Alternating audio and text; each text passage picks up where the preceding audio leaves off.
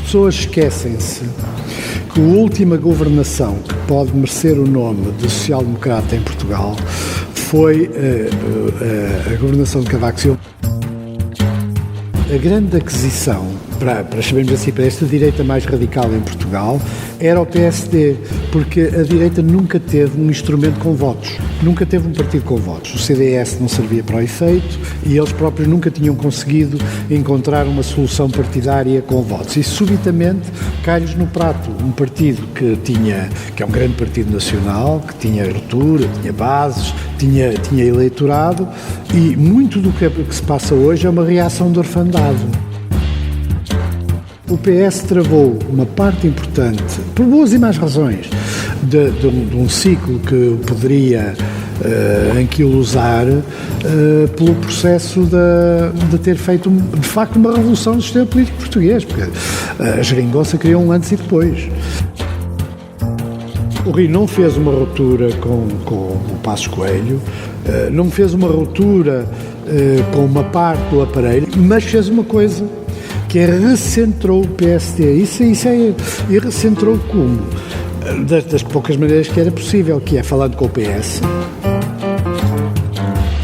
Eu acho que um dos aspectos da degenerescência da Europa e da vida política europeia e da União Europeia tem a ver com a incompreensão de que existe uma correlação entre o espaço nacional e a democracia.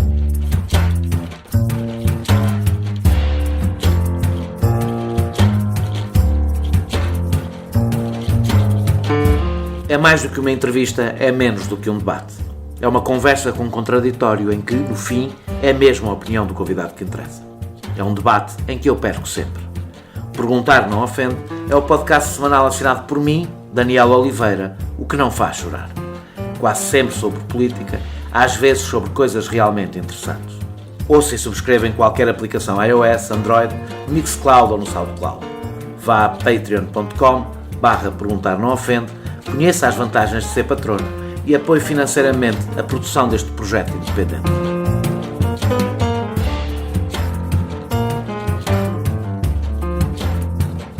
A democratização do país, a construção de infraestruturas básicas, a fundação dos alicerces do Estado Social e a integração europeia juntaram PS e PSD num bloco central em alternância. O consenso ao centro correspondia, com décadas de atraso, a um consenso europeu em torno da construção de uma cooperação europeia que garantisse a paz no Ocidente, da aliança estratégica com os Estados Unidos contra o Bloco Soviético e do reforço daquilo a que chamamos modelo social europeu. A base de uma paz social duradoura não foi apenas o comércio. Foi a escola pública, o Serviço Nacional de Saúde, o sistema público de pensões, as empresas públicas em setores socialmente estratégicos, as leis laborais favoráveis aos trabalhadores e o sindicalismo forte. A Europa viveu em paz porque garantiu uma aliança entre os mais pobres e a classe média na defesa do Estado de Providência. Foi essa aliança social que garantiu a moderação política. Centro-direita e centro-esquerda encontravam-se por uma razão pragmática: conter o perigo comunista, garantindo uma vinculação popular ao ideal democrático. Tinham todos aprendido com a tragédia dos anos 30. A queda do Muro de Berlim fez desaparecer a sensação de perigo. A globalização e financiarização da economia reduziram o papel das nações, enfraquecendo as democracias. O nascimento do euro retirou aos Estados os instrumentos de regulação económica que lhe sobravam. E a ascensão económica da China criou uma enorme pressão sobre os direitos laborais. Quando nos queixamos da crise do centro político, ignoramos que esse centro se construiu em torno de alguma coisa. Temos de perguntar se essa coisa ainda existe, se há objeto para o consenso. Quando muitos nos chocávamos ao ouvir Passos Coelho prometer que iria para além da Troika, não nos perguntámos o que era a Troika, se ela tinha uma agenda ideológica. E tinha. Ela correspondia ao que hoje é o consenso de Bruxelas. O Estado como mero regulador da concorrência, a privatização das funções sociais do Estado, a defesa intransigente do setor financeiro e o aligeiramento de leis laborais vistas como causa de ineficiência económica. O que nos chocou em Passos não foi um estranho desvio ideológico do PSD, foi o alinhamento da direita portuguesa com o resto da direita europeia. Mais uma vez, apenas chegámos lá mais tarde. O meu convidado de hoje foi das vozes mais críticas contra a guinada ideológica de Pedro Passos Coelho. Tem sobre outros uma enorme vantagem. não ignorou o que se foi passando na Europa, nem ignorou o lento processo de esvaziamento social dos partidos políticos, não ignorou as causas. Muito obrigado, Pacheco Pereira, por ter aceitado este meu convite. Eu começava, antes de irmos a Portugal, por uma coisa que decorre desta introdução que eu fiz. Se concorda com esta ideia de que o esvaziamento do centro acontece porque ele perdeu o seu ponto de consenso?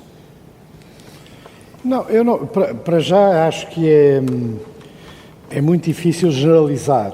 A construção do centro é muito diferente de país para país. O que aconteceu em Portugal é diferente do que aconteceu em Espanha, do que aconteceu na França, do que aconteceu no Reino Unido.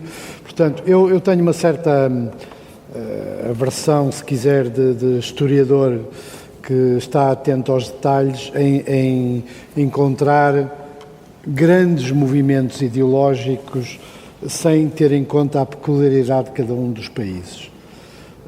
E no caso português, é muito difícil interpretar a vida política em Portugal sem ter em conta os acontecimentos de 74, 75, 76, se quiser até ao início da década de 80. Verdadeiramente a estabilização de um modelo democrático ocorre só nos anos 80 e, portanto, os partidos foram muito condicionados por essa história, muitas vezes tumultuosa. E constituíram-se muito em função de oposições e proximidades, mas também de causas que eram relevantes no plano político. Por exemplo, em Portugal, uma causa importante foi retirar os militares da decisão política, por exemplo, que marca um período que se estende até em termos constitucionais bem dentro da década de 80. É sobretudo a revisão constitucional, penso que de 83, sim, que marca e que acabou com o papel do Conselho da Revolução e dos militares. Como é igualmente relevante a eleição de Mário Soares para a Presidência da República, porque a eleição de Mário Soares teve umas primárias que de alguma maneira significaram o fim de várias tradições que ainda eram relevantes na esquerda portuguesa. Um certo basismo na candidatura de Pintacilgo e uma coligação... Curiosamente, que corresponde, aliás, à realidade que hoje existe partidariamente, ou seja, através do Bloco, do PCP e do Partido Socialista, porque não tinha tradução partidária a Pintacilgo na altura. Mas havia depois também aquela coligação entre o PRD e o PC, que também acabou com um ciclo, porque a última grande jogada estratégica do PC foi... fazer com que todos os principais partidos portugueses tivessem votações muito próximas e não houvesse bipolarização, nem houvesse dois grandes partidos, como era o caso do PS e o PSD. E a última tentativa foi exatamente no período das eleições nas primeiras eleições de Mário Soares para a Presidência da República, que tem duas voltas, e em que a primeira volta ele defronta Maria Luz Pintacilgo e Zenha, e depois na segunda volta defronta Freitas do Amaral. Todos esses processos terminam ciclos. Sem avançar mais, já agora deixa-me andar um bocadinho para trás. É importante, quando falamos do centro em Portugal, ou seja, do entendimento em torno do PSD e do PS, sublinhar que o facto da grande clivagem política no nascimento da democracia ter sido feita não entre a direita e a esquerda, mas entre o PS e o PCP, ter sido muito importante para a solidez desse centro político? Sim, porque havia um adversário, não é? Portanto, durante muito tempo, as circunstâncias do PREC moldaram toda esta fase inicial da democracia e, por isso, quer o PS, quer o PSD, embora o PS se deslocasse mais vezes, umas vezes à esquerda, outras vezes à direita. Eu devo já dizer que tenho uma enorme dificuldade em discutir isto em termos de esquerda e direita. Eu acho que uma das coisas... que eu utilizei o termo para me adaptar assim, utilizei o termo moderação, não, em vez de utilizar o termo... Porque eu acho que a melhor maneira hoje de não entender nada é continuar a usar uma dicotomia que, se nós analisarmos em detalhe, significa muito pouca coisa. E por isso Uma das coisas mais sinistras com que nós temos que lidar é a célebre frase do Alain: quem diz que não há direita nem esquerda é de direita, não é? Então não quero confessar que já é de esquerda, mas pronto. Não, o problema não é esse, é que não chega para... Veja o caso americano, por exemplo. Um partido... Não, mas na Europa tem fenómenos de... O termo esquerda e direita é um termo bastante eurocêntrico, não? Ou seja... Não, mas não é só isso, é um termo que tem peso histórico, tem peso tradicional, tem um peso afetivo, mas não tem, do meu ponto de vista, qualidade heurística. Ou seja, nós, se o utilizarmos para fazer uma interpretação da realidade, temos muita dificuldade em tirar resultados criativos. É mais essa a minha objeção. Porque, por exemplo, a favor da liberalização das drogas é a esquerda ou é a direita? Não é nem uma coisa nem outra. Não é nem uma coisa nem outra. Mesmo em relação a questões de costumes, é a esquerda ou a direita? Também não, uma mas coisa nem outra. Em relação ao papel do Estado na economia, em relação a questões como a regulação do direito de trabalho e do trabalho, em relação à redistribuição da riqueza, ainda é possível falar de esquerda e direita. Ainda é possível. Não, eu não estou a dizer, vá lá ver. Eu não estou a dizer que a história dos termos e a densidade, muitas vezes afetiva, dos termos que levam as pessoas a dizer eu sou de esquerda, eu sou de direita, não tenha valor e não tenha significado. Mas eu acho muito difícil que se vá muito longe nesse caso. Veja, por exemplo, o caso da legislação laboral. Há muitos aspectos, por exemplo, nas lutas laborais, de closed shop, que não tem nada a ver com a esquerda. Há muitos aspectos, por exemplo, na atividade sindical, em que há discriminação das mulheres. Não tem nada a ver com a esquerda. Mas isso sempre aconteceu, não é? Quando o sindicalismo, por exemplo, no Reino Unido nasce, tem, por exemplo, traços xenófobos grandes. Para Portugal, não é preciso ir mais longe que para Portugal. Na história do movimento operário português, por exemplo, há reivindicações desde a Primeira República, por exemplo, para travar a entrada de mão de obra feminina, por exemplo, nas fábricas de conservas. Portanto, há uma... Eu não acho que seja útil a classificação nem a diferenciação, de maneira que o centro também vai de arrasto com a questão da direita e da esquerda. Moderação é outra coisa. E moderação é uma atitude política que não tem em si um cardápio histórico tão grande como tem a esquerda e a direita. Agora, é muito difícil discutir sem esse quadro. Eu próprio, muitas vezes, quando tenho que escrever, utilizo, mas eu tenho sempre consciência que é empobrecedor para analisar muitas das realidades dos dias de hoje. Por exemplo, geringonça, para não ir mais longe. Os partidos da geringonça, que o Bloco de Esquerda e o PCP fizeram um acordo que tem muitas virtualidades e tem muitas vantagens para cada um desses partidos, mas fizeram com um custo muito complicado. Fizeram com o custo de se tornarem partidos sindicais, ou seja, partidos de reivindicações.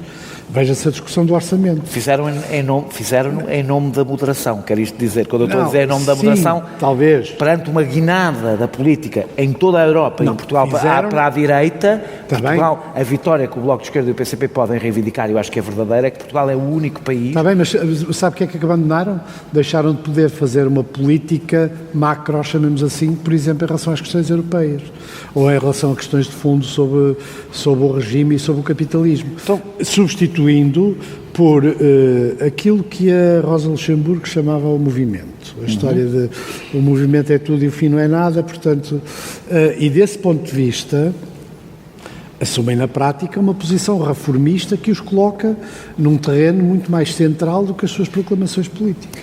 Deixa-me voltar à questão, quando queria aqui falar do PSD, quando outra das coisas que disse nesta introdução é que Passos Coelho se alinhou com a direita europeia. Agora esquecendo aqui, alinhou-se com... Sim. Ou seja, aquilo que o PSD era estava desalinhado com o que é o pensamento dominante na direita europeia. Desse ponto de vista, Rui Rio não é um novo desalinhar em relação à direita europeia. E é possível...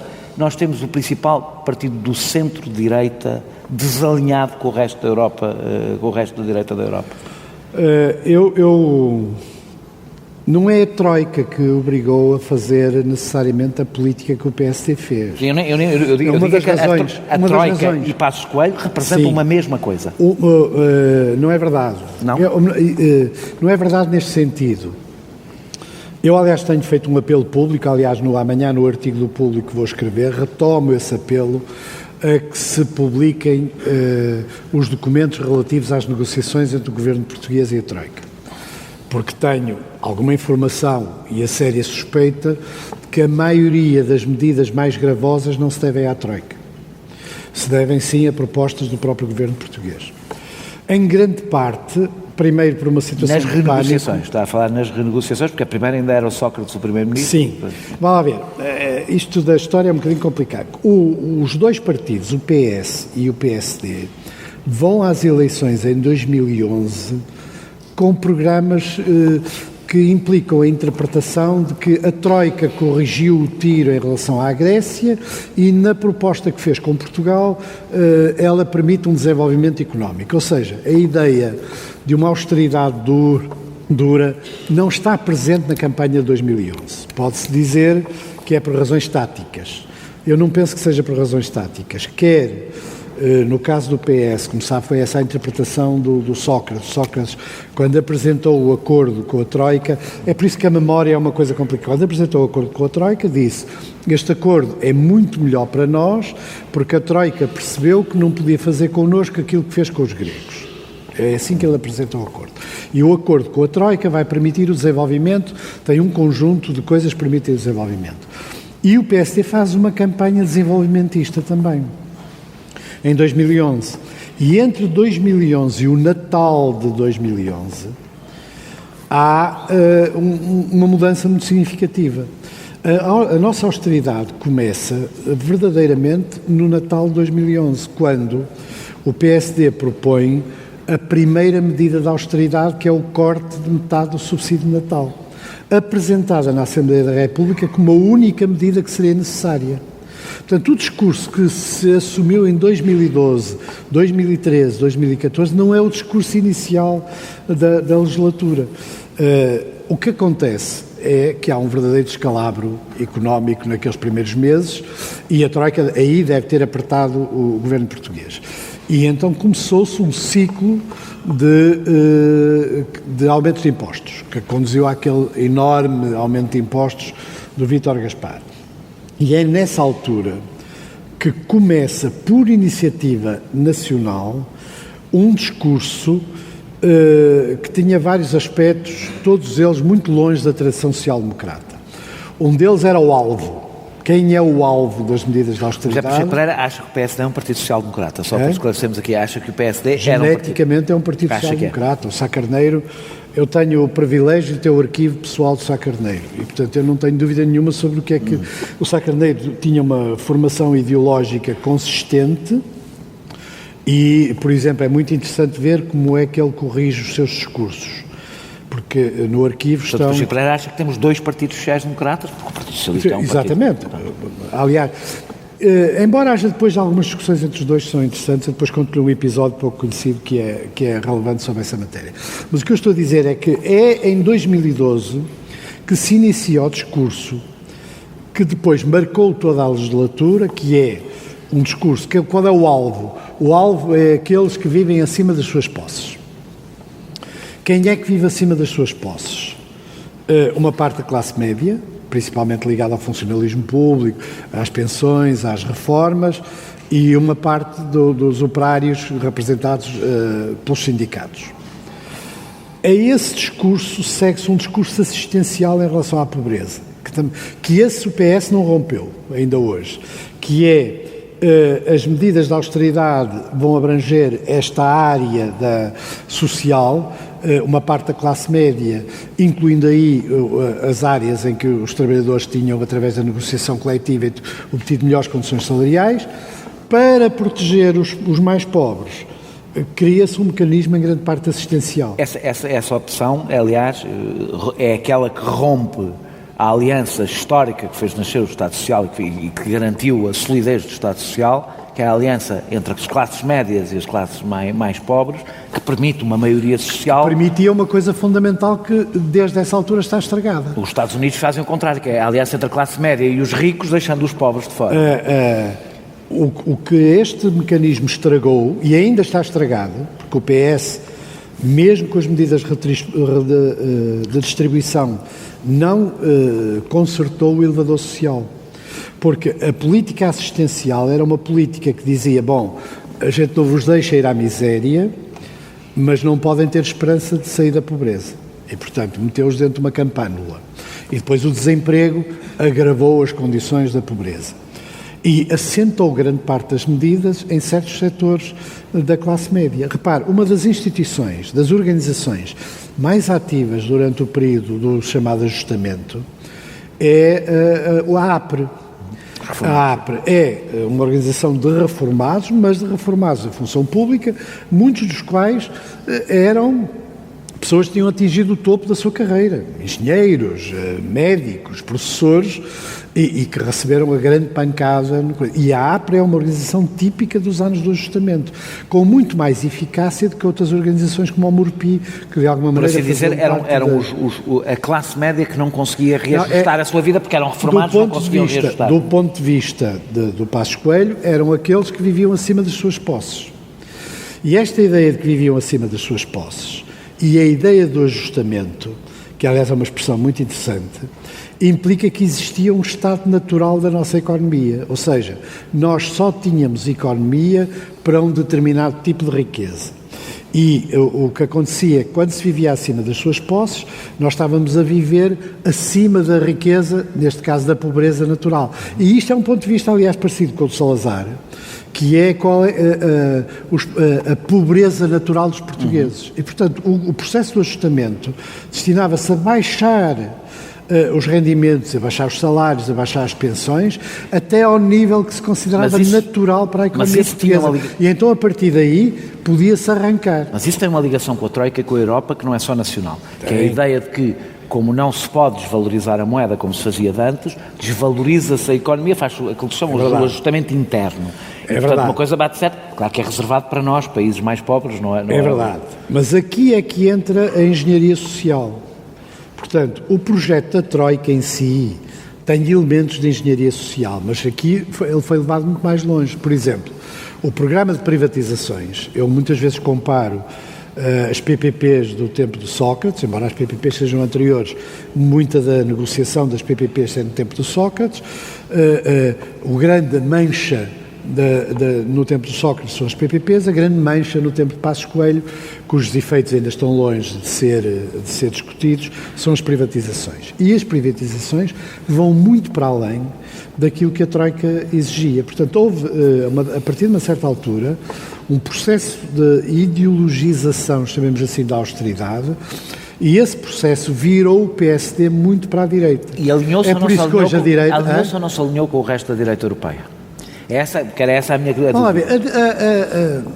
Porque hoje não podemos continuar a analisar a política nacional. Eu conheço que no Parlamento Europeu o que é a direita europeia. A direita europeia não é... Se com isso quer dizer o PPE não é homogéneo. No PPE havia, por exemplo, sobrevivências de partidos que tinham uma política democrata, cristã, social-democrata e que nunca abandonaram. E partidos quase de extrema-direita, todos juntos. Não, e partidos quase de extrema-direita. Mas não é o alinhamento, o Passos Coelho não é internacionalista, não foi o PPE que obrigou o PSD a ter aquela política. Sim, foi a direção do PSD que quis aquela política. É um alinhamento voluntário, não estou a falar de um alinhamento... Mas eu acho que se nós olharmos para o que aconteceu naqueles anos como sendo algo, com exceção do caso da Troika, que nos foi imposto pelo PPE, eu acho que isso não é historicamente justificável. Não. Foi uma viragem à direita que acompanhou uma radicalização de uma nova direita portuguesa, que apareceu nos think tanks das universidades, que apareceu nos órgãos de comunicação social, que apareceu com uma nova geração. Sim. E essa direita... que nem toda é neoliberal, que é a terminologia que se usa, alguma é mesmo mais parecida com a alt-right americana, e que que está no Observador, por exemplo, tipicamente. Eu por acaso acho que o futuro, posso estar enganado, mas eu acho que a tendência será para que as correntes políticas neoliberais se casem com correntes quase de extrema-direita e encontrem ali um equilíbrio. O Brasil é evidentemente um exemplo extremo, mas há exemplos menos extremos. É por isso que o caso do Rui Rio é interessante, porque o que o Rui Rio lhes tirou foi o instrumento. Quer dizer, a grande aquisição, para sabermos assim, para esta direita mais radical em Portugal, era o PSD, porque a direita nunca teve um instrumento com votos. Nunca teve um partido com votos. O CDS não servia para o efeito e eles próprios nunca tinham conseguido encontrar uma solução partidária com votos. E subitamente cai-lhes no prato um partido que é um grande partido nacional, que tinha estrutura, tinha bases, tinha eleitorado, e muito do que se passa hoje é uma reação de orfandade. Ou seja, perderam, não se sabe se definitivamente, se temporariamente, perderam o instrumento. E evidentemente isso cria não só um enorme ressentimento, como uma enorme tentativa de o retomar. Nem que seja fragilizado bastante, não é? Nem que seja, claro. Não, isso vale tudo, não é? Vá lá ver. Os partidos, isso também é válido para o PS. Rui Rio, a gente sobre os partidos já vai falar. O que é que o Rui Rio fez? O Rui Rio não fez uma verdadeira ruptura com os anos de Passos Coelho, principalmente no domínio económico. Não fez, que é um discurso. Não fez. E isso fragiliza-o. Como não fez também outra coisa que foi, deparando com um partido que a escassez de quadros é muito considerável e o tamanho do aparelho e a rigidez do aparelho é grande, um partido que mudou muito desde os tempos de Sá Carneiro, basta ver, por exemplo, o peso da maçonaria hoje no PSD, que é uma coisa absolutamente inimaginável. Se há coisas que podem caracterizar o PSD nos primeiros anos é que é anticomunista e antimaçónico. Quer dizer, o PS era mais maçónico. O PS era mais maçónico, havia evidentemente gente da maçonaria no PSD, mas não tinham... Mas o poder da maçonaria ainda é real? Vamos lá ver, quando depende da maçonaria, não é? As maçonarias são diferentes. Sim, eu estava a falar da regular... A maçonaria oferece... eu não tenho a tese conspirativa de que há ali um centro de poder que decide tudo sobre o país. Nem a maçonaria, nem a Opus Dei. É que as pessoas que eu conheço da maçonaria regular o que me dizem, se vocês soubessem um pouco que a gente manda... Está bem, isso eu sei. Nós preferimos que continuem a dizer essas coisas sobre a maçonaria. Já diziam isso na Primeira República. O problema que se coloca aqui é que fornece uma coisa que é uma plataforma horizontal de entendimento. E com o aparecimento de novas áreas da maçonaria muito ligadas à vida política, muito ligadas aos serviços de informação, muito ligadas a certos setores das Forças Armadas, muito ligadas aos negócios e a um determinado tipo de negócios, a maçonaria permite uma plataforma de entendimento horizontal. E essa plataforma é usada como um mecanismo de poder. E você tem hoje uma coisa que seria completamente absurda e impossível de imaginar há uns anos, que é distritais do PSD, que a maçonaria tem uma presença maioritária. Quer dizer, eu acho que se o Sá Carneiro e os fundadores do PSD se levantassem do túmulo, dava-lhes uma coisinha qualquer e voltavam também para o túmulo, não é? Porque, de facto, e acima de tudo...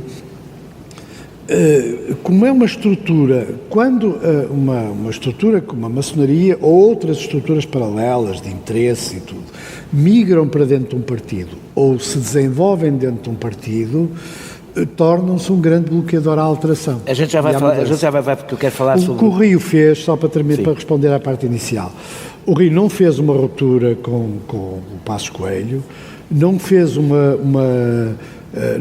ruptura com uma parte do aparelho, aliás, cometeu, do meu ponto de vista, o erro estratégico de ter metido no Conselho Nacional os seus adversários, a tal ponto que não tem maioria no Conselho Nacional, é um drama sempre que há uma reunião do Conselho Nacional, mas fez uma coisa, que é recentrou o PSD, e recentrou como? Das poucas maneiras que era possível, que é falando com o PS, portanto, retomando uma tradição de conversa sobre questões estruturais com o PS e escolhendo algumas posições que rompiam com aquela radicalização à direita. O meu ponto inicial sobre... Mas não chega. Sobre o objeto, sobre qual é o objeto de um centro político hoje, em Portugal, é exatamente esse. Nós conseguimos, olhando para trás, perceber sobre o que é que o PSD e o PS tinham para falar. Sim. A integração europeia, o reforço, construção ou manutenção do Estado Social, uma economia de mercado, ou seja, o objetivo genérico do PS e do PSD, com diferenças políticas, era o mesmo. A minha dúvida é, estando nós hoje no espaço da União Europeia, no euro, estando as políticas públicas muitíssimo limitadas, cada vez menos, estando até as políticas orçamentais, como nós sabemos, muitíssimo limitadas, e não havendo e tendo desaparecido quase todos estes elementos que faziam com que o PS e o PSD se encontrassem, em que é que eles hoje, na realidade, se podem encontrar, a não ser que o Partido Socialista abandone aquilo que deve ser, imagino eu pelo menos acho que deve ser, o seu espaço político e como já abandonou várias vezes, não é? E desista de tudo isto, porque hoje o consenso não se faz aí. Não, mas a gente não pode discutir a partir desse bloqueio. Existe um bloqueio. E é que essa a gente tem que começar a discutir aquelas coisas que estão para além do bloqueio, ou seja, a Europa e a política europeia. Ora, nisso o PS e o PSD estão de acordo, mas estão de acordo basicamente em não ter opinião, que é basicamente isso que fazem. Estão de acordo em não querer discutir. Claro, é isso. Eu, aliás, fiz um comentário, eu assisti a uma parte do último congresso do PS. Aliás, nós fomos lá gravar uma quadratura com o António Costa. E o que é interessante ver é que mesmo a ala mais à esquerda do PS não discute a Europa. Portanto, como nós temos um vazio... Sabe porque é que não discute? É porque discorda tanto do resto do PS que deve ficar calada. Sei, está bem, mas isso é uma castração. Pois é. Nós temos uma vida política castrada. Porquê? Porque não podemos discutir a maioria dos problemas apenas interiormente ao chamado consenso europeu. Temos que discutir o consenso europeu. E como isso parece hoje uma coisa de um enorme radicalismo, não é? Porque parece quase uma coisa de lesa pátria, não é? Não há um verdadeiro debate público em Portugal. E desse ponto de vista é muito difícil estar a discutir apenas nos efeitos, porque a gente nunca discute as causas. E as causas é que o modelo europeu, que está claramente em decadência, que abandonou uma das razões da sua existência, porque se for à gênese da comunidade europeia, da União Europeia, do movimento da Europa, ele tinha dois pilares. Tinha um pilar que era fundamental, que era a paz, o entendimento, começou exatamente por pôr em comum as matérias-primas que eram usadas na guerra e, portanto, dava um quadro institucional a um entendimento entre os países europeus, muito limitado, porque os fundadores da Europa sabiam muito bem que a Europa é uma zona muito complicada e, portanto, não podiam fazer upgrades no plano político rapidamente, embora alguns o desejassem. Mas há um segundo aspecto que era a solidariedade, que na fase inicial foi garantida pelo Plano Marshall, que eu às vezes vejo as pessoas dizerem o que era preciso é um Plano Marshall nos dias de hoje. Bom, não faz a ideia da dimensão do Plano Marshall. O Plano Marshall é uma coisa de uma dimensão gigantesca, que significou uma transferência de recursos muito significativa dos Estados Unidos para a Europa. Claro que, a partir de uma dada altura, por razões também geoestratégicas, para travar e até o crescimento. Sim, mas muito quando começou a Guerra Fria, pela necessidade de impedir que houvesse um processo em França e em Itália dos partidos comunistas. O que é extraordinário é que ninguém percebe. Este segundo aspecto não existe. Nós estamos hoje a viver um momento histórico que não cede esse o risco é outro, que é o crescimento da extrema-direita, e ninguém se aperceba que o que está em causa é o mesmo e que a estratégia deveria ser semelhante, não é? Ou seja, que...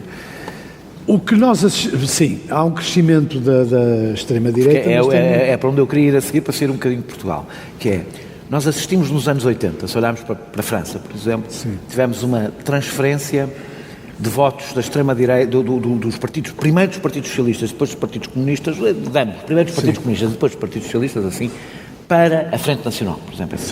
Aquilo que estamos a assistir agora não é isso. Se nós olharmos para a França, se olharmos para a Alemanha, se olharmos para o Brasil e para os Estados Unidos, que é uma realidade diferente, o que assistimos é uma transferência do voto da direita democrática para a extrema-direita. Ou seja, a extrema-direita está a sugar a direita democrática. Sim, mas amanhã vamos ter uma manifestação em Paris com Mélenchon e com a Le Pen. Sim. Eu não sei como é que eles vão conseguir gerir o espaço. Eu devo dizer... Mas em princípio é suposto que estejam lá os dois. Eu devo dizer, pronto, com um grande choque por várias pessoas, que eu acho que o Mélenchon, o Bernie Sanders e outros que entenderam que têm que falar para o eleitorado que está a fugir para a extrema-direita é quem pode salvar a democracia. É o meu ponto de vista. Não. O caso do Bernie Sanders eu acho mais interessante. Eu também acho o Bernie Sanders muito mais interessante que o foi capaz de fazer uma campanha com excelentes resultados e que, aliás, levou a uma manipulação dos resultados por parte da Clinton, falando em socialismo. Isto na América é uma verdadeira revolução. Mas nós podemos encontrar o mesmo no Reino Unido. O Corbyn foi o único que conseguiu travar o crescimento do UKIP. Exatamente, como a geringonça, porque os socialistas venderam-se completamente ao PPE. Quer dizer, uma das razões... porque houve um processo de ajustamento da Troika resultou, foi por uma aliança entre o Partido Socialista e os partidos do PPE, completa. Começou na Alemanha e estendeu-se em vários sítios. E quem rompeu com isso foi o Corbyn, em Inglaterra, foi a geringonça em Portugal e depois um outro movimento na Europa. Agora, o processo de reconstrução de um espaço, se me perguntar, voltando à questão da moderação, em vez de estar a falar do centro, o que nós precisamos hoje é de moderados radicais. O termo parece contraditório, mas precisamos de moderados radicais. Ou seja, pessoas que tenham um olhar para o mundo, que compreendam o outro, que percebam por que razão é que o Trump ganhou na classe operária americana, porque é que em muitos sítios da Europa o desemprego, o tipo de urbanização, as redes sociais que a gente pode discutir depois. E outra coisa... Porque é que isso gerou estes movimentos? Tem que olhar e entender, mas depois devem ser completamente intolerantes, radicais, contra esse tipo de fenómenos. Que é, por exemplo, uma coisa que os democratas dos Estados Unidos ainda não perceberam, o Partido Democrático dos Estados Unidos. Há aí na lista de razões, que depois eu acrescentaria outra, que é psicológica, mas é muito importante. Esta ser a primeira geração, o primeiro momento histórico em muitas décadas, em que as pessoas sabem que vão viver pior do que viveram os seus pais. Isso é um fator. E eu acho que esse é um fator... que ajuda a explicar porque é que em sítios onde a crise não é assim tão grande, ou supostamente não é assim tão grande, a extrema-direita cresce. Porquê? Porque aquelas pessoas perceberam que vão viver, e os seus filhos vão viver piores do que eles, e isso cria uma ruptura com a democracia, que vive desta ideia de Sim, mas, que estamos a seguir um caminho, não é? O problema é que os sinais de tensão interiores às democracias já eram anteriores a este processo. A crise da democracia começou com a crise das mediações. Ou seja, é fundamental para a existência da democracia que haja mediações. Essas mediações são a família, são a escola, são os sindicatos, são os partidos, a igreja, são os jornais. São os jornais, é a comunicação social, é o elevador social, portanto, todas essas coisas entraram em crise e foram substituídas por versões muito mais cruéis, muito mais duras. Aqui é que entra o papel das redes sociais. Eu não tenho a ideia de que as tecnologias mudam o mundo. O que muda o mundo é a sociedade. Há tecnologias que, de alguma maneira, dão um alto-falante, chamemos assim, às mudanças sociais. E, são canalizadores e dão-lhe uma amplitude, depois ganham uma autonomia, dando uma enorme amplitude. E o que se passa hoje é que o diálogo político, a narrativa política, a conversa política tornou-se muito pobre. E não só se tornou muito pobre, como se tornou tribal e como se tornou mutuamente agressiva. E nisso o Trump é dos políticos, se nós considerarmos a modernidade, perceber tendências, o Trump é dos políticos mais modernos que há. E ele percebeu uma coisa, que é possível tornar toda a verdade partidária e toda a verdade tribal. E, portanto, deixa de haver verdade, deixa de haver factos, deixa de haver uma referência em relação àquilo que nós dizemos e passa a haver uma luta. O que eu digo é isto, não me interessam os factos, eu tenho os meus próprios factos, e o que ele diz são factos que são contra mim. E a crise da mediação facilita esse tipo de estratégia? A crise da mediação facilita, principalmente quando gerações, não só os mais novos, mas também alguns mais velhos, passam a ver tudo dentro das redes sociais, ou seja, passam a ter um diálogo que é de uma enorme agressividade em matéria de ignorância. Há um falso igualitarismo que é, eu não sei nada de cinema, mas a minha opinião sobre um filme vale o mesmo que a tua, que estudaste cinema toda a vida. Pronto. E isso significa uma disrupção de uma hierarquia do saber, do esforço, do trabalho. É curioso que a democratização, por qual nós todos, quando eu digo todos os democratas lutaram, criou um processo perverso, inicialmente saudável de contestar toda a autoridade, o que é bom, é saudável contestar toda a autoridade, até ao momento em que não é só contestar a autoridade, é que nós não reconhecemos que existe autoridade sequer. Exatamente. Eu estou a falar da autoridade intelectual, por exemplo. Mas isso é um processo, se nós quisermos ir ao passado, que começa de facto com o consumo de massas. A maioria das pessoas na Europa, por exemplo, até à década de 30, até às férias pagas, que são de facto um momento decisivo da história social europeia, não tinha acesso a muitos consumos materiais e não tinha acesso a muitos consumos espirituais, coisas que não são materiais. E a partir dessa época passa a começar pelo uso do tempo livre. E o uso do tempo livre traz todo um conjunto de consequências. Portanto, as férias pagas e progressivamente o aumento da escolaridade, progressivamente o acesso à alfabetização, o acesso a todo um conjunto de bens que são imateriais, são um elemento importante que permitiu que as massas, chamemos assim, entrassem verdadeiramente na vida política democrática. Claro que entraram pelas audiências, por exemplo, da televisão, entraram pela massificação de determinado tipo de produtos culturais.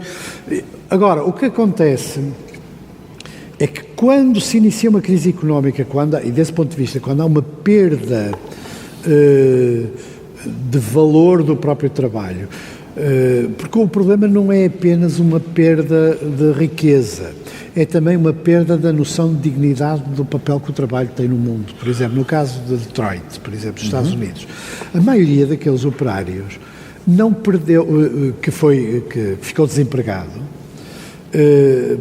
tem outro tipo de empregos, vendem flores, vendem comida, só que é muito diferente ser operário em Detroit, numa fábrica, numa grande empresa, e estar a vender comida na rua.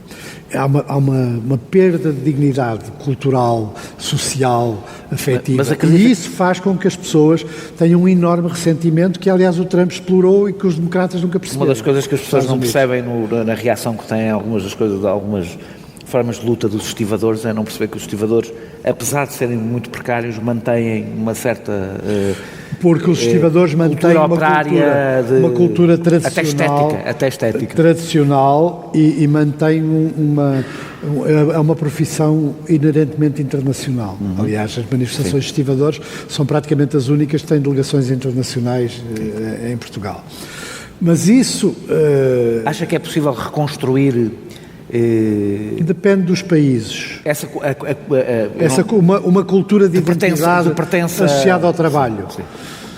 Possível é... Eu vejo alguns sinais, devo dizer, que me espantam, mas vejo, ainda há pouco tempo, escrevi aliás sobre isso, sobre uma greve que houve da Uber Eats, portanto, aqueles que fazem as entregas de comida em conjunto com os trabalhadores da McDonald's, em Inglaterra, e que nos diz que às vezes somos surpreendidos com as dinâmicas novas que voltam ao passado em realidades totalmente diferentes. Há uma coisa que eu cito e refiro várias vezes, que é a classe operária francesa acabou no momento em que deixou de beber vinho tinto e passou a beber whisky.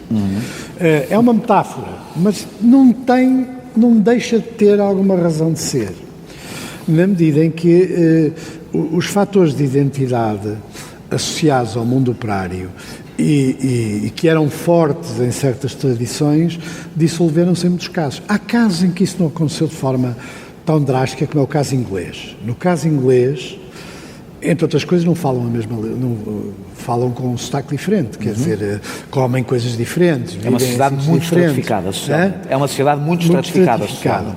Mas, aliás, um dos filmes mais interessantes para perceber porque é que o processo em Inglaterra, é por isso que eu não gosto de discutir as coisas todas juntas, é o Bread and Roses, o filme que mostra um grupo de militantes LGBT de Londres que vão apoiar a greve dos mineiros e que evidentemente não são recebidos à pedrada por acaso, mas com muitas dificuldades, mas a verdade é que eles progressivamente vão trazendo um conjunto de apoios, levam artistas e tudo, e acabam por ser aceitos pela comunidade mineira, que é mais conservadora em matéria de costumes, se podia imaginar.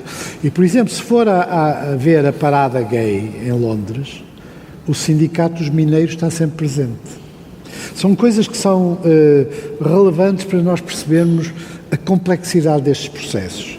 Vem aquela gente toda, muito colorida, e depois o Sindicato dos Mineiros, ainda hoje, em agradecimento pelo papel que tiveram alguns grupos, já foi há muitos anos, de apoio. Portanto, o que nós temos é que olhar para cada uma destas peculiaridades, chamemos assim, e não querer integrá-las num discurso massificado e muito linear e tentar perceber as oportunidades que elas têm para reconstruir uma vida política nova. E é por isso também que a distinção direita-esquerda é pobre, porque tem muita dificuldade em lidar com fenómenos deste género.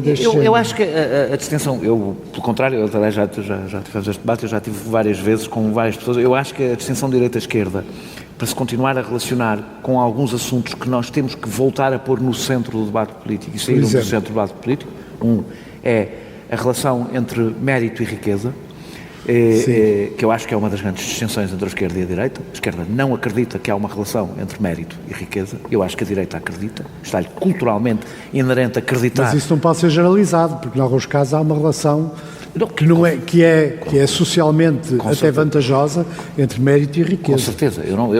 Evidentemente que estas divisões não são divisões. Claro. O que eu estou a dizer é que depois isto tem várias derivações sobre o que é que se acha que deve ser a política fiscal, sobre o que acha que se deve ser o Estado Social. Eu, por exemplo, acho que há um aspecto virtuoso na propriedade, mas não é aquele que se discute a maioria das vezes. Eu acho, por exemplo, que há uma nova realidade, que é a realidade, por exemplo, das pessoas passarem a alugar tudo. Os carros, nós estamos a passar por uma fase que ecologicamente é excelente, não é? Que as pessoas deixam de comprar carros e passam a arrendar tudo, que tem um perigo. O fim da propriedade na classe média tem um perigo, que é impede a ascensão social. Ou seja, se nós passarmos a vida toda a arrendar tudo, não deixamos nada aos nossos filhos e não há elevador social. Esta posição não é nada de esquerda. O Aristóteles tem um texto muito engraçado em que ele faz uma contabilidade de quanto é que um cavaleiro, um homem livre, precisava de ganhar para ser livre. E existe uma relação entre a propriedade e a liberdade, que é uma coisa que a esquerda não pensa muito. A esquerda social-democrata consegue estar aí no meio caminho. Sim, está bem, mas está bem. Mas isto é aqui para o podcast, porque depois na prática a esquerda social-democrata não é para nada. Não, e é para esta conversa, porque verdadeiramente depois... Eu por exemplo, eu devo dizer, eu olho mesmo, esquecer do Partido Socialista, eu olho para as propostas do Bloco de Esquerda e do Partido Comunista, e são propostas, todas elas sociais-democratas. Sim. Propostas reformistas e a sua ação política. O problema é que o debate político guinou tanto à direita. A ironia destas coisas é que eu estou sempre a ser insultado porque era do MRPP, lá que nunca fui do MRPP, não adianta. E agora sou... Era do OCMLP, não era do MRPP. Não era do OCMLP, passei o tempo todo a combater ao OCMLP. Era de outra coisa, que era o PCP-ML, que era outra coisa. Desculpa lá que estas coisas parecem aquela coisa dos Monty Python, da Frente para a Libertação da Palestina. E na época era um bocado assim. Era PCP. Era do Partido Comunista Português Marxista-Leninista, instituição fundada da sobrevivência da FAP, e que não tem nada a ver, pelo contrário. Então o MRPP era uma enorme hostilidade. Ao CMLP calhou-me a mim a coisa porque era do Porto e, portanto, tinha que os aturar. Portanto, o grito do povo. Agora Aliás, no Porto é o grito do povo. Agora estão todos com o Rui Moreira. O único que sobrou. Está um. Bom, mas repara o seguinte, qual é o problema? Quer dizer, o que me está a dizer é que na identidade do Bloco de Esquerda e na identidade do PCP acabou a revolução. Sim. Sim? Está bem. Vá lá dizer-lhes isso a eles. Não posso dizer-lhes, mas eles sabem. Ou seja, não, isso é que eles sabem. Eu sei que eles sabem. Acabou, mas não acabou. O que é que eu já contava com isso. Não é isto. É que é sensível a isto. Quando as coisas viraram de tal forma para um lado que é possível hoje casar um discurso reformista social-democrata com alguma estética revolucionária. Exemplo, mais uma vez, o Bernie Sanders, a Ocasio, que tem uma estética quase revolucionária, que nos Estados Unidos é, aliás. Os Estados Unidos é revolucionário. Adoram, gostam. Na Europa é reformista. Mas, ou seja, é possível casar as duas coisas, ou seja, é possível filiar-se numa tradição revolucionária e hoje camarada Kautsky. Ser um reformista. Não, porque é exatamente essa a essência do ataque. Derrota, não, é essencialmente essa a essência do ataque da Rosa Luxemburgo. Sim. Porque o que a Rosa Luxemburgo diz, o que aconteceu aos sociais-democratas alemães, foi que se abandonaram o programa máximo e ficaram apenas com o programa mínimo. Sendo que o programa máximo era a revolução, chamemos assim. O programa mínimo era um conjunto de reformas que o Partido Social Democrata Alemão, com o Kautsky, depois com os outros, com o Bernstein e coisas, aplicaram. Mas o problema é este, que é partidos como o Partido Comunista Português ou como o Bloco de Esquerda querem ou não querem acabar com a propriedade privada e com o sistema capitalista. Não querem. Eu acho que não. Quer dizer, também acho que na prática não. Não, na prática, e acho que nisso não podemos o Bloco de Esquerda e o PCP são mesmo partidos muito diferentes desse ponto de vista. Sim, são diferentes. O PCP é um partido totalmente... O Bloco de Esquerda é um partido, é a esquerda do PS. É que não é só isso, é que o PCP, que era o partido que tinha parentes em toda a Europa, não tem praticamente parentes hoje na Europa. Sim, ficou órfão. Enquanto o Bloco de Esquerda está totalmente alinhado com o que é à esquerda da social-democracia por essa Europa fora. É quem tem neste momento os parentes todos. Ou seja, e isso não é um pormenor, porque significa que os dois têm um olhar completamente diferente. O PCP é, desse ponto de vista, eu arrisco-me a dizer, uma heresia, um partido menos revolucionário que o Bloco de Esquerda. Sim, o Bloco de Esquerda é equivalente ao antigo PSU, ao PSU, é no fundo um partido socialista de esquerda, é por isso que eles estão mal, não é? Claro. Dão-se muito mal. É por isso que o PS odeia o Bloco. Dão-se mal e são competitivos. O PC é outro mundo. Eu estou de acordo com isso. Agora, eu acho que a perspectiva europeia tem sentido e a perspectiva internacional tem sentido. Mas eu acho que um debate importante a ter é a relação entre a soberania e a democracia. Esse, para mim, é o debate mais importante. É o debate mais importante porque eu acho que um dos aspectos da degenerescência da Europa e da vida política europeia e da União Europeia tem a ver com a incompreensão de que existe uma correlação entre o espaço nacional e a democracia. Eu acho que e ao substituí-la por uma espécie de internacionalismo europeu... É um internacionalismo burocrático. E diminuiu muito significativamente o papel da democracia. E isto é que eu acho central discutir. Mas isso não se resolve a nível europeu. Isso é preciso vencer. Essa é que é a ilusão dos aliados do Bloco de Esquerda. Não se resolve a nível europeu, que são todos muito europeístas. Por acaso são cada vez menos. Todos eles cada vez menos. Nasceram como tal e hoje acho que são cada vez menos. Sejam bem-vindos ao clube. Pois eu também.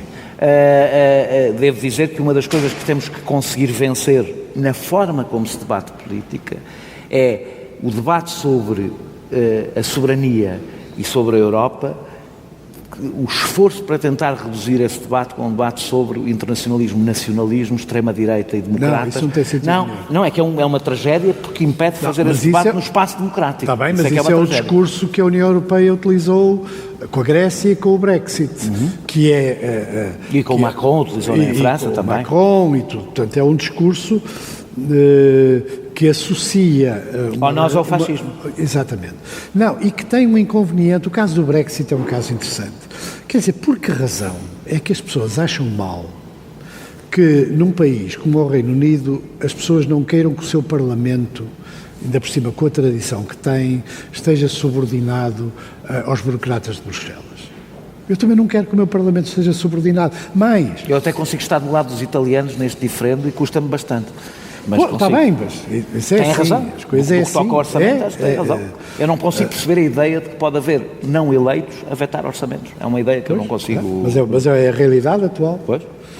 Deixa-me voltar à terra, quando eu digo à terra é Portugal, e para falarmos dos partidos políticos. Tem identificado vários problemas no PSD, aliás começou a falar disso aqui, menos implantação social, o poder interno... concentrado na preservação do seu próprio poder interno, às vezes até ignorando a vontade de atingir o poder de Estado, o poder político, a crescente afastamento da governação, chamando tecnocratas a governar, e a minha pergunta é se isso não é transversal, uma coisa do PSD ou se não é transversal aos vários partidos. É transversal ao PS, em muitos aspectos. Ao PS, aos partidos políticos. Em muitos aspectos ao PS. O que salvou o PS de alguma desnerescência foi duas coisas. Uma que já está muito esquecida, que foi a maneira como o Costa ganhou as eleições, ou seja, a abertura do eleitorado a uma eleição direta, com uma inscrição muito significativa de pessoas. Eu acho que tem imensos perigos, devo dizer. Eu acho que tem muitos perigos. Tem todos os perigos, mas tem um aspecto regenerador se conseguir encontrar um mecanismo que não entre em conta com esses perigos. Que não destrua os partidos políticos. Está bem, que não destrua os partidos políticos. Mas os partidos políticos também têm que mudar de estrutura, têm que perceber que não podem viver apenas do militante que paga cotas, mas têm que encontrar maneira de enquadrar simpatizantes ou até eleitores tradicionais em mecanismos que lhes permitam ter um poder político e alguma coisa para dizer desde que continua, sobre o destino desde do que tenha seu que existir partido. Uma relação entre vínculo e poder dentro do partido. Mas no caso da coisa do PS havia uma declaração, portanto, isso foi um caso, e outro caso é a geringonça. O PS travou uma parte importante, por boas e más razões, de um ciclo que o poderia anquilosar pelo processo de ter feito, de facto, uma revolução no sistema político português, porque a geringonça criou um antes e depois. Um reforço até de regime isso até foi o Paulo Portas, eu não costumo citá-lo de forma muito laudatória, mas neste caso até cito, ele percebeu, e é a razão porque ele se afasta da política para ir para os lobbies, não é? Foi quando ele faz uma declaração a dizer tem que se compreender que a partir deste momento a direita tem que ter maiorias absolutas, senão não consegue governar. E o facto de ter sido possível uma aliança, mesmo que ela só dure esta legislatura, mesmo que ela conheça, sim, mas mudou o sistema político português. E isso travou a desnascência interior de um partido como o PS, que é muito parecida com a desnascência interior de partidos como o PSD. O PS, no entanto, tem algumas vantagens comparativas, porque tem influência em setores em que o PSD só tem influência ocasional, o que lhe permite ter acesso a um maior número de quadros do que tem o muito PSD. mais quadros no Estado, por exemplo. Sim, por exemplo, e tem os professores, tem os funcionários públicos, tem intelectuais, em termos que é uma coisa tem os intelectuais, enquanto que o PSD tem uma base mais popular, chamemos assim. Também depende das zonas do país, mas... Agora, ambos têm um problema que é, começam a ter muita gente dentro dos partidos cujo objetivo principal é manter-se na carreira dentro dos partidos. E essas carreiras retiram dinamismo aos partidos políticos, abrem-nos à corrupção e fazem com que eles percam influência social. quando você tem alguém cuja principal preocupação na sua secção é manter-se como presidente da secção, até poder fazer o trade-off, muito comum nos partidos, que é, tu vens para presidente da secção, mas tu propões-me para deputado. Portanto, estes trade-offs são muito comuns. Quando as coisas começam a ser assim... Digamos que um dos problemas dos partidos de poder hoje em dia é a falta de ambição dos carreiristas. Portanto, não, é o carreirismo. Mas depois, com falta de ambição. A maioria dos carreiristas, que se tivessem que estar no setor privado ou no Estado, não tinham nem de longe nem de perto o salário nem as mordomias que têm, que se forem deputados. Que se queira não, isso pesa imenso. E a influência local. Portanto, como se acede a esse lugar através do controle dos aparelhos partidários a nível local, aí há uma luta fratricida. E como, aliás, se passa agora, o que se passa agora. E isso quebra-se abrindo os partidos ao exterior? É assim que se quebra? Abrindo os partidos e quebra-se por cima. Vá lá ver.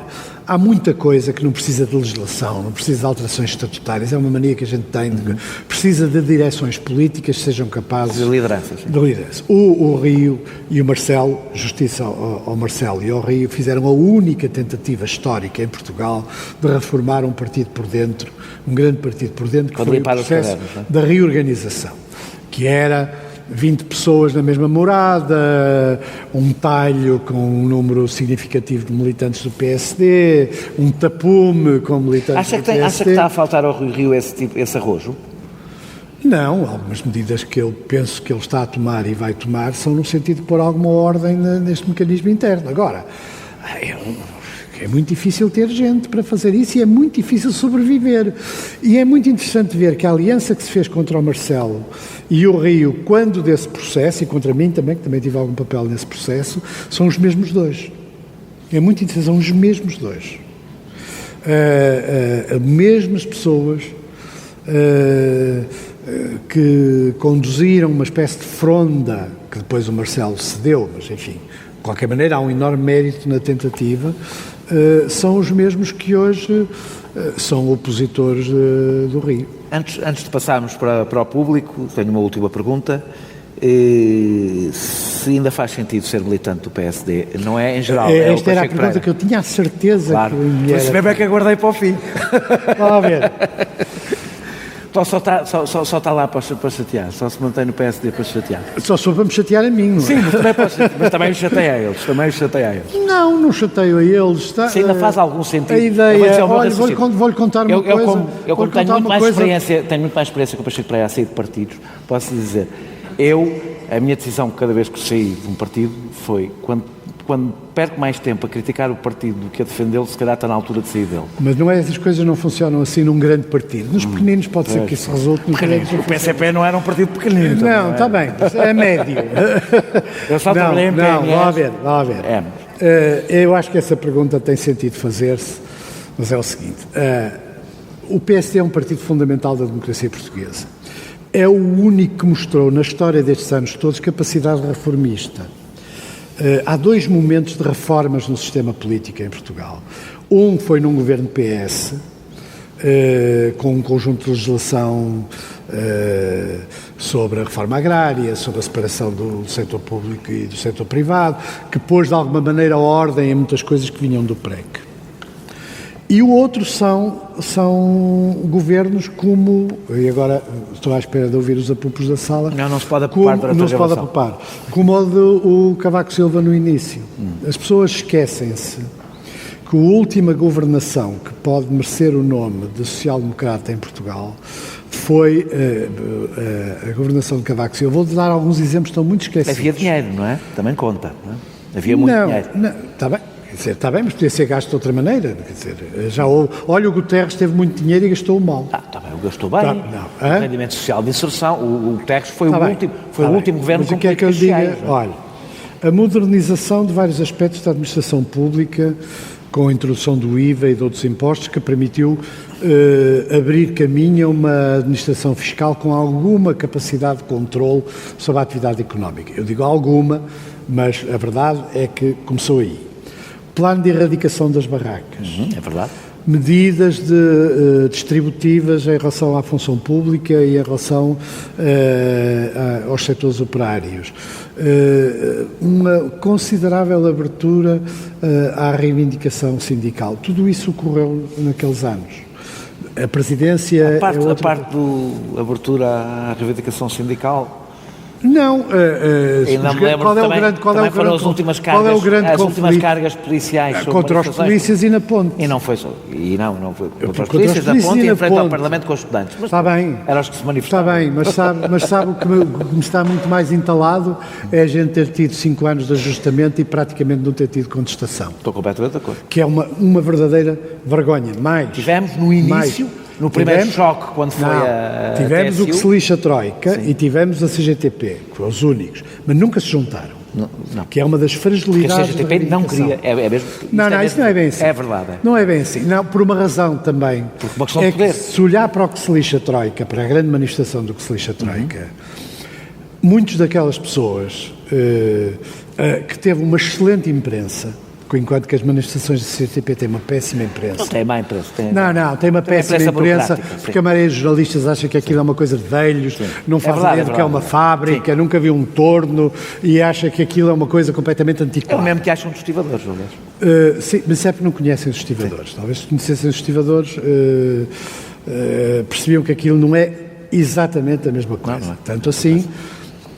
que as manifestações dos estivadores são das mais duras que há. Essas e os guardas prisionais também têm a ver com uma certa capacidade física, mas isso que nunca aconteceu durante os anos do ajustamento, que era a fusão desses dois movimentos, também tem muito a ver com o facto que muita gente atraída pelo folclore do que se lixa a Troika, a festa,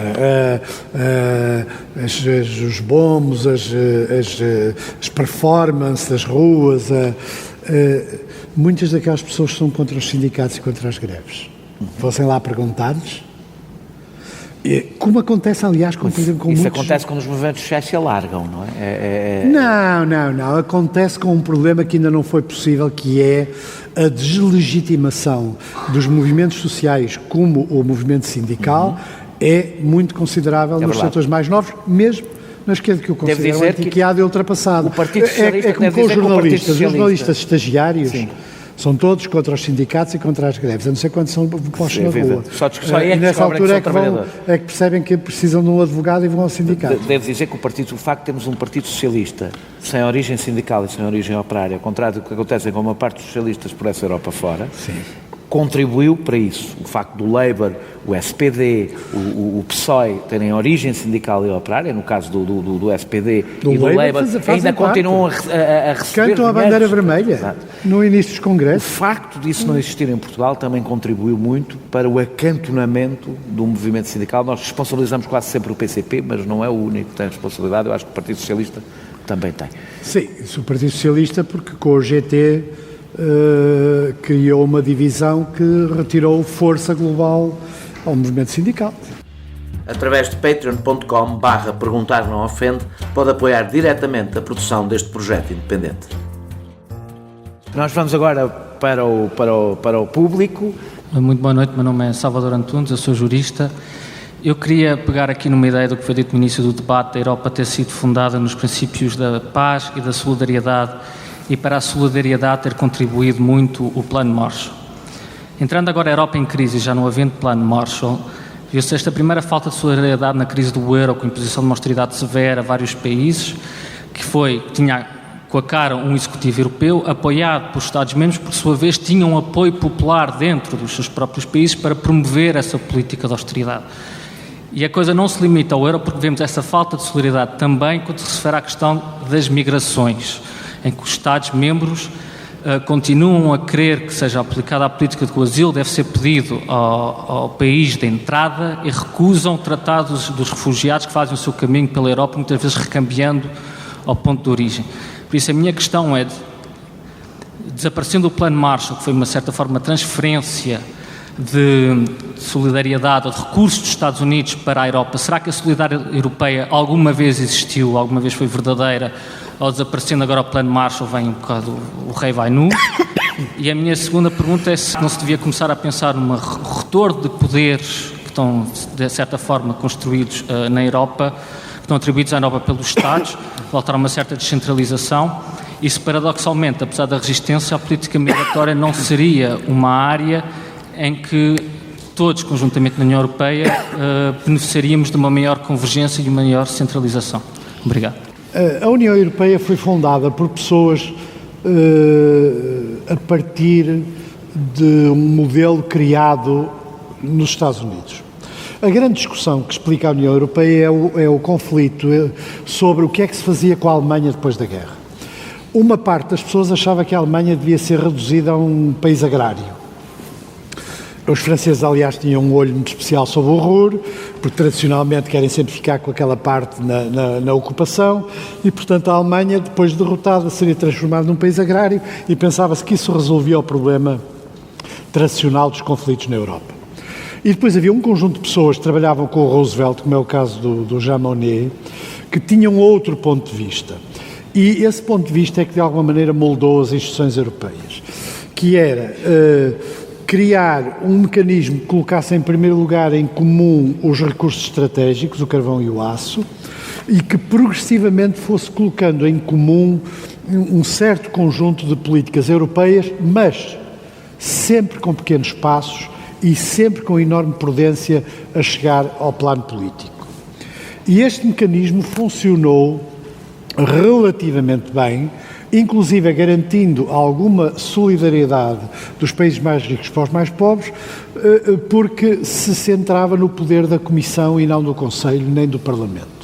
A ideia era quem detinha e tem, do ponto de vista formal, o poder de iniciativa legislativa era a Comissão, o Parlamento e o Conselho eram entidades que deliberadamente eram afastadas do centro da decisão política, e particularmente da legislação europeia, para garantir que não havia egoísmos nacionais bloqueando o apoio que era necessário dar a vários países. Isto funcionou bem até ao momento em que cai o muro de Berlim e, subitamente, uma parte da Europa percebeu, a começar pelos franceses e os alemães, que iria ser muito caro unificar a Europa, ou seja, trazer os países do antigo bloco soviético para a Europa sem enormes custos, porque se percebeu na Alemanha, a Alemanha fez uma grande revolução, e isso deve-se também ao Helmut Kohl e não a ninguém, porque os outros não queriam, inclusive os sociais-democratas, foi a unificação alemã. A unificação alemã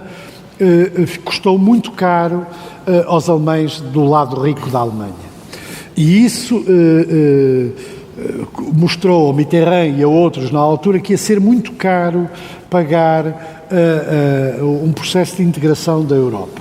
E começou a haver uma tentativa de criar, por um lado, por razões geopolíticas, era importante fazer entrar esses países, mas, ao mesmo tempo, a ideia era mantê-los numa posição de segundo plano, que, principalmente no que dizia respeito à distribuição dos recursos. Por exemplo, os agricultores polacos não receberam nunca o mesmo que os agricultores franceses, porque senão tinham que receber muito mais do que o que recebiam. E isso começou a ter um efeito político que é começou-se a pensar que a solução de muitos problemas europeus era uma espécie de upgrade político sucessivo.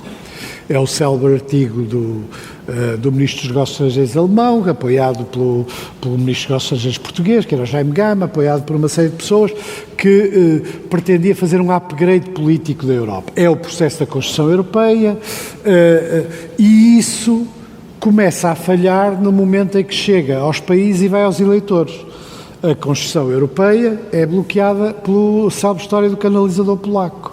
Ou seja, os operários franceses, ou pelo menos uma parte da população francesa, não queria competir no mercado de trabalho com o célebre canalizador polaco. E aquilo começou a bloquear. E é neste momento, sob a égide, entre outras coisas, no caso português, do primeiro-ministro Sócrates, que se começa a fazer uma política de evitar a todo custo a consulta popular.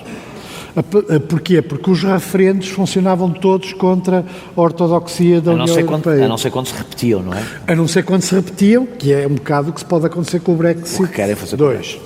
E repetiram-se, salvo na Dinamarca, na Irlanda. E o que é que se fizeram? Então o Sarkozy arranjou maneira de fazer um esquema que funcionou para o Tratado de Lisboa, era que ele não ia a votos a lado nenhum. E a retórica era de que se iria devolver o poder aos Parlamentos Nacionais. Não aconteceu nada disso. Sendo que o Tratado de Lisboa, em grande parte, era como se não existisse quando começou a crise financeira. Portanto, a Europa começou a fazer o pior dos upgrades políticos, porque não correspondia à vontade dos povos, nem correspondia a nenhuma movimentação forte. Eu estive no Parlamento Europeu. No Parlamento Europeu, as alianças não correspondem a nenhum país da Europa. À vida política interna de nenhum país da Europa. A aliança central era entre europeístas e não europeístas. E os europeístas eram os socialistas e os sociais-democratas e o PPE. E quem é que ficava de fora? Ficava a extrema-esquerda e a extrema-direita. E os deputados ingleses que iam mostrar carne de vaca diante da Torre Eiffel, a dizer que nós temos uma excelente carne de vaca que não podia entrar na Europa. O que era uma coisa bizarra. A gente perdia horas, eu participei nessas negociações, horas, para fazer umas moções esquisitíssimas, com 50 ou 60 considerandos, que eram uns para uns, outros para outros. E isso mata completamente a política. E, portanto, o Parlamento Europeu verdadeiramente não tem nenhuma relação com a vida política nacional, a não ser quando discute questões nacionais. Por exemplo, quando discutia questões como os navios de dupla quilha no Canal da Mancha, que era um problema importante para os franceses e para os ingleses e para os armadores, porque implicava a proibição de certos navios de passarem no Canal da Mancha. Ou os austríacos queriam discutir se devia-se pagar portagens europeias nos túneis dos Alpes. Ou uma discussão que eu presidi, que é uma coisa um bocado ridícula, sobre o que é o chocolate, o que é o verdadeiro chocolate, com várias rondas. Eu dou esse exemplo, que é um exemplo típico para se perceber, com a sala com mais gente do que quando se escuta as outras coisas. Os mestres chocolateiros belgas e franceses queriam que o chocolate fosse feito com manteiga de cacau. E foi a votos e perderam para o chocolate familiar. O chocolate familiar é o Cadbury's, é o chocolate que se fazia em Inglaterra e na Irlanda. Nessa altura já havia gente a distribuir chocolates à entrada do hemiciclo e tal. Depois perderam, foi um segundo round. O segundo round era os mestres chocolateiros, belgas e franceses, queriam que houvesse uma designação chamada vrai chocolat. E depois o outro chocolat. Perderam em relação ao chocolate familiar. E depois houve um terceiro round, é que queriam que no chocolate familiar houvesse uma grande inscrição a dizer feito com óleos vegetais. Portanto, e o outro feito com cacau, quer dizer, perderam também. Mas este tipo de conflitos nacionais, em que Portugal entrava periodicamente com a questão das pescas, não é? Nós tínhamos, um dos poucos trabalhos que a gente tinha que fazer pela pátria era as cotas pesqueiras. Era a discussão entre os amigos do peixe e os amigos da pesca, não é? Porque eram os países nórdicos que queriam proteger o peixe e os países que tinham frotas pesqueiras queriam proteger a pesca. Portanto, o que se passa hoje é uma degenerescência. Progressivamente acabou o motor franco-alemão, passou a ser só alemão, passou a haver uma nova configuração do poder. A burocracia europeia, há uma coisa que não vos desejo, é que a conheçam, porque percebem muita coisa. Percebem muita coisa. A gente tinha reuniões com 100 funcionários atrás, altamente qualificados. Se eu fazia uma sugestão qualquer, 15 dias depois, alguém aparecia com uma proposta correspondente à sugestão. Como o senhor deputado disse, aqui está a proposta. A essência da proposta é que havia mais funcionários. É o funcionamento clássico de uma altamente qualificada, mas que vem dos grandes partidos políticos europeus. Vem, na altura, alguns do Labour, outros italianos, outros franceses, outros alemães. E esta burocracia europeia acha que governa melhor a Europa do que os governos eleitos. E é evidente que aumenta a área da sua legislação. Eu tive que votar coisas imaginárias na altura o Graça Moura, que é um grande companheiro meu no Parlamento Europeu, saía a fazer poemas espontâneos em várias línguas, todas as vezes que a gente tinha que votar uma coisa absurda, que não tinha nenhum sentido votar a nível europeu, quer dizer, não há razão nenhuma para não ser votado a nível nacional. Ok. Deixe-me passar... Este mundo não se reconstitui, temos que pensar noutro. Boa tarde, meu nome é Eduardo Santos. Eu queria perguntar a Pacheco Pereira se, segundo percebi, a diferença entre esquerda e direita não fará assim tanto sentido.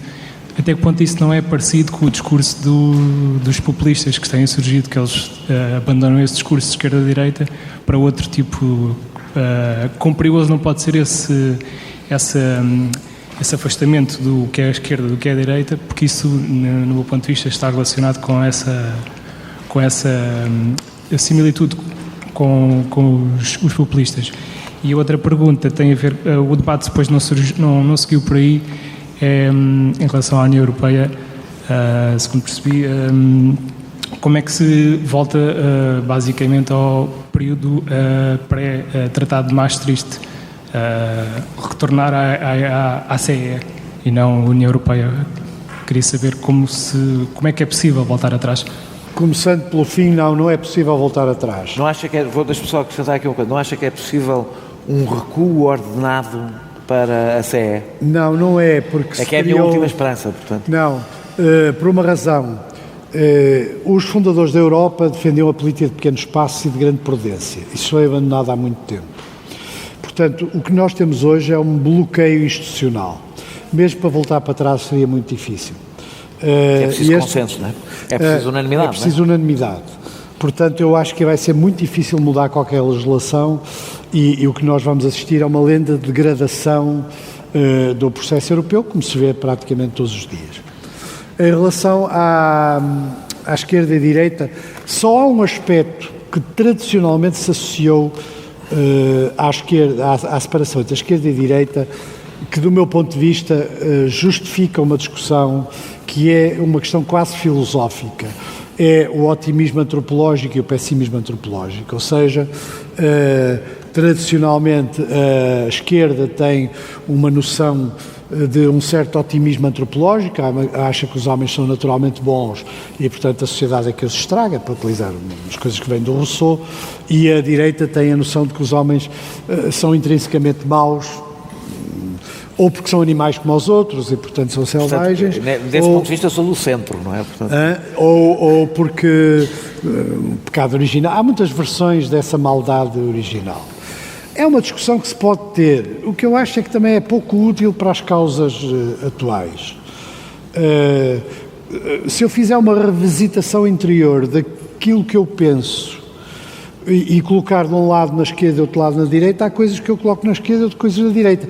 Isso define-me, tenho alguma dificuldade em considerar. Por exemplo, eu acho que é um aspecto do marxismo que é relevante na interpretação do mundo. Das suas intervenções públicas, eu sei que não quero ouvir isso, mas é praticamente impossível não o colocar à esquerda.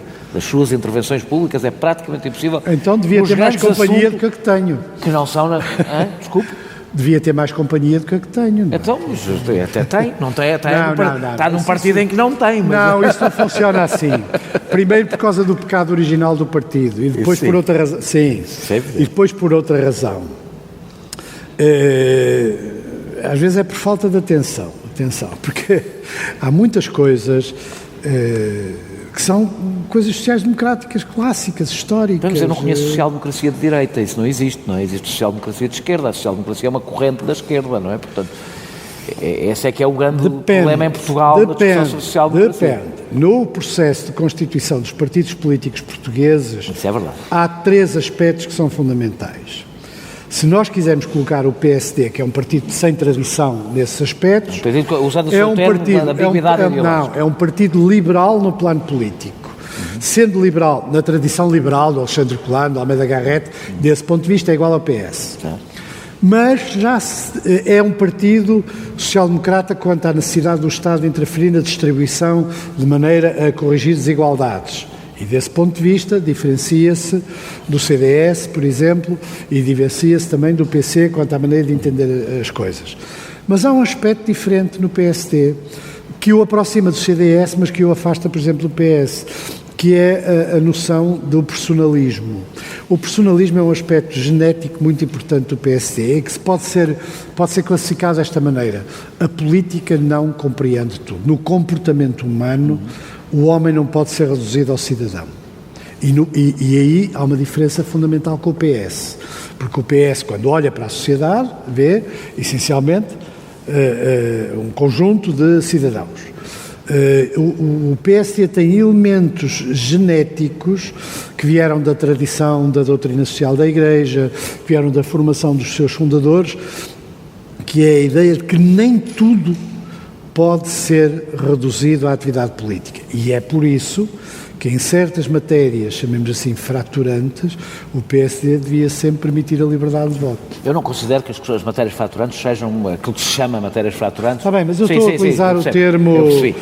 Não acho que isso seja uma questão fundamental entre a esquerda e a direita. Bom, eu venho de Londres, onde os semáforos já não têm um homenzinho e uma a verde, não é? Sim. Tem um símbolo esquisito com várias setas correspondendo aos diferentes Mas não há uma géneros. questão esquerda-direita, independentemente da esquerda a ter abraçado mais depressa. Eu não acho que seja aí que a clivagem... Acho que é perfeitamente possível ser neoliberal de direita e estar totalmente aliado com... E onde é que mete os libertários americanos? Os libertários americanos são de direita, do meu ponto de vista. Mas nunca... se entrar uma vez numa livraria libertária... Eu sei, tem o Bakunin ao lado do Milton Friedman e do Os americanos Marx. conseguem coisas extraordinárias, como Não, nós sabemos. mas essa tradição também não pode ser ignorada, que é um radicalismo contra o Estado que os aproxima de alguns aspectos do anarquismo, portanto são contra os programas sociais. Mesmo os anarquistas serem considerados de esquerda é um debate que não é fácil. É por isso que a expressão esquerda-direita não serve para nada. Serve para algumas coisas, não serve para tudo. Há mais alguém? E depois desta, mais uma pergunta, depois temos que acabar. Eu sou Tomás Lopes, sou jurista. A minha pergunta prende-se precisamente, portanto, para o Pacheco Pereira, se não estamos perante uma nova visão política daquilo que é a esquerda e a direita. Se não estamos perante... Eu normalmente costumo utilizar a conotação progressismo-conservadorismo, neste caso, portanto, para fazer uma diferenciação mais rigorosa. Por exemplo... no caso da Alemanha, temos o crescimento da extrema-direita, mas temos também os verdes, que é essa, para mim, e neste caso, no início da conversa, quando o Daniel perguntava ao Pacheco, e depois o Pacheco dizia se o Bloco de Esquerda e o PCP, de facto, não deixaram a radicalização, a minha pergunta é se não estamos perante um novo prisma político, mesmo ao nível da União Europeia, que é os partidos mais à esquerda, porque o eleitorado radicalizou-se devido ao descrédito dos partidos do centro e o eleitorado procura agora nos partidos mais radicais, seja na extrema-direita, seja numa esquerda verde, portanto de uma nova causa macro, portanto de uma nova visão macro, se o PS e o PSD nas próximas legislativas não terão uma pequena surpresa com o Bloco de Esquerda, nomeadamente porque o Bloco de Esquerda está a fazer um caminho de integrar políticas mais verdes e de centralizar o seu discurso para apanhar, portanto, um eleitorado que está, de facto, descredibilizado com os partidos ao centro. Um caso interessante de discutir é os verdes sobre a esquerda e a direita, à luz da esquerda e a direita, porque há muitos verdes... Os verdes por essa Europa fora são coisas muito diferentes. Há verdes liberais. Exatamente. Não é? Portanto, é outra coisa, igualmente, para mostrar a dificuldade de utilizar a separação esquerda e direita como um mecanismo heurístico. O que é que eu acho mais útil é nós raciocinarmos em termos de democracia e não democracia. Um dos aspectos interessantes do debate americano, o que significa abandonar a ideia da revolução no sentido clássico histórico do termo. O pensamento sobre a democracia e os mecanismos que a estão a pôr em causa, esse sim é que precisa de um esforço intelectual, político, relevante. É preciso sermos democratas radicais, chamemos assim. Ou seja, perceber que a crise da democracia que nós defrontamos nos dias de hoje não vem necessariamente do confronto da democracia. A tirania vem da degradação interior da democracia. E desse ponto de vista é muito mais grave e muito mais difícil de combater. E a democracia é um ato cultural, ela não existe na natureza. A democracia é o resultado de uma ação volitiva dos homens que querem viver sob aquela forma. E, portanto, eu acho que nós temos que restaurar o combate cultural pela democracia, e esse combate cultural significa um pensamento sobre as mediações, sobre o papel das mediações, um pensamento sobre a liberdade no contexto democrático e, acima de tudo, uma compreensão de uma completa intolerância e de um completo radicalismo em relação a tudo aquilo que a põe em causa. É importante ter empatia e compreensão com as pessoas que estão do outro lado, com uma parte delas. Mas essa empatia, essa compreensão não implica aceitar, moderar o discurso, nem alterar os termos do discurso para eventualmente as agarrar. Implica compreender no sentido empático porque é que elas estão ali. Porque é que há uma reação contra os muçulmanos na Europa. Porque é que há uma reação contra a imigração. E aí nós defrontarmos com questões que se tratarmos do ponto de vista ideológico, tratamos muito mal. Eu vivi num bairro em Bruxelas que em 5 anos deixou de ser o que era. E nós não podemos fechar os olhos ao papel que isso tem nas pessoas que têm que continuar lá a viver. Era um bairro onde havia alguns belgas, já relativamente poucos, mas a primeira vaga da imigração. Havia espanhóis, gregos e portugueses. 5 anos depois, a maioria das lojas eram árabes, magrebinas, na maioria dos casos. A rua muda. A noção de insegurança das pessoas, particularmente mais velhas, que continuam lá a estar, não pode ser colocada à margem da... Nós temos que saber pensar esses fenómenos, saber compreendê-los e não reagir logo pavlovianamente, porque há aspectos que são muito significativos. Não tem importância nesse debate, por exemplo, perceber que se as pessoas se sentirem seguras de outros pontos de vista... Por exemplo, a almofada social reduz o risco da xenofobia? Não é só um problema económico, é um problema cultural. Eu disse segurança, sim, não sei sequer a expressão é muito económica. Mais, porque, por exemplo, subitamente as mulheres mudam também. Em muitos casos as mulheres estão a trabalhar dentro das lojas e os homens sentados à porta a conversar. Portanto, nós percebemos que há ali outro mundo. E é muito difícil olhar para esse mundo e perceber os problemas que ele gera e as tensões que ele gera se nós nos mantivermos numa posição de ortodoxia, de não querer sequer perceber o problema. E isso é aquilo que alimenta, em muitos casos, a extrema-direita. Não querer falar do problema, pensar que ele se resolve facilmente com boas palavras e com o wishful thinking, ele não se resolve com nenhuma desses aspectos.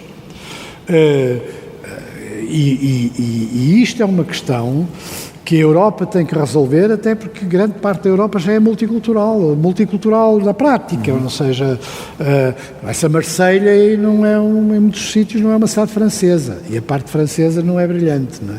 Ou vai-se a outras cidades europeias e o mundo mudou muito. Portanto, é preciso pensar a democracia, pensar os direitos, pensar as liberdades, pensar as garantias, não recuar em nada em aspectos como, por exemplo, as mulheres, que é talvez um dos aspectos mais sensíveis na relação intercultural nestes meios, não recuar em nada naquilo que diz respeito a não deixar transformar as instituições judiciais em... o combate judicial é muito importante, porque todos os processos autoritários vão, em primeiro lugar, ao sistema judicial. É o que o Trump está a fazer nos Estados Unidos, é o que os polacos estão a fazer em relação ao Supremo Tribunal, é o que está a acontecer um pouco por toda a Europa. É o que aconteceu no Brasil, eu sei que e é o que aconteceu no Brasil, e isso... com toda a franqueza, deixem lá a esquerda e a direita, põem lá na gaveta durante uns anos e dediquem-se à defesa da democracia. Nós estamos na 1h31, portanto está mesmo no momento de acabarmos o podcast. O próximo podcast ao vivo, os outros continuarão com as mesmas características que têm, mas o próximo será um pouco diferente aqui, dia 17 de dezembro, espero não estar a dizer mal a data, dia 17 de dezembro, e é pela primeira vez um debate, não será, portanto eu terei uma intervenção apenas de moderação, será um debate e eu tenciono fazer história, que é o primeiro debate sério, calmo, sem insultos, em que as pessoas pareçam inteligentes sob tourada. Será. E garanto-vos que os convidados, pelo menos eu estou a fazer um enorme esforço, garanto-vos que acho que vou conseguir que todas estas coisas aconteçam e provar que não há assunto nenhum que não se possa debater com alguma dignidade e inteligência. Acho que devia trazer um touro, que é para as pessoas também ter a terceira parte. Vamos evitar. Não, talvez não. Para ser calmo é melhor não. Não sei porquê. Nós regressamos. Temos tanta gente que ama aos touros. Eu amo. Nós voltamos para a semana com outro convidado. Ama aos touros bicho, não é aos tourados.